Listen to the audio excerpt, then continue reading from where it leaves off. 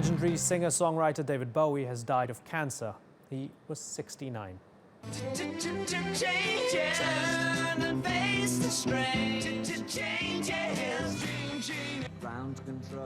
Bowie's career spanned 5 decades and he constantly reinvented his look and sound. His 25th album, Black Star, was just released on Friday.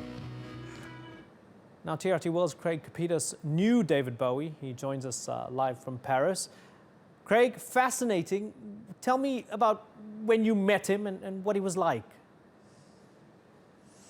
I was a very young reporter at Rolling Stone magazine in London many years ago, and I met him at an old club there called Speakeasy, where all the rock and roll stars hung out. And we got to know each other. And at the time, David was what they called a big get in the music trades. Everyone wanted to do an interview with him, and he wouldn't play along. He didn't like working with the British press at that time. We were a very snarky lot. So my bosses asked me, well, can you see if David will talk to Rolling Stone? And I asked him, and David said yes, but only if a 19-year-old young reporter just starting out was allowed to do the interview and write the story. And I did. And David got me started. He was a wonderful man, very kind man. It's a great photograph you have there. I'm struggling to figure out who was the rock star there. Extraordinary photograph that you have there. Now, looking at his, I guess, multiple talents, and the fact that, you know, one of my favorite movies was The Prestige, where he played Nikola Tesla. I didn't focus much on his music.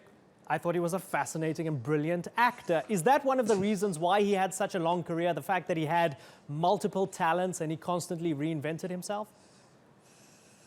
Indeed, he was a huge talent. His inspiration was a British mime artist by the name of Lindsay Kemp, and he learned a lot of his moves from Lindsay. As you said, David was a very good film actor. He was also a remarkable singer. I am not a music critic, but I would go as far to say that he's about as close we're going to get to a second-generation Frank Sinatra as we'll ever see. David could play anything. He could sing anything. He was interested in all sorts of things. He was fascinated by William Burroughs, who you see in that photo. We spent a lot of time together with Bill, who at the time, years ago, was my writing coach. He was fascinated by meeting individuals like Allen Ginsberg, Hunter Thompson, and I had the good fortune during those years to spend some time with him. He was very kind. He even let me play guitar with him one night, which was a frightening experience. I got my old bass out, and I didn't do very good, but he was very kind to me. You were lucky to have met him. Thanks so much for those fascinating anecdotes, Craig. Craig Copetas joining us there from Paris.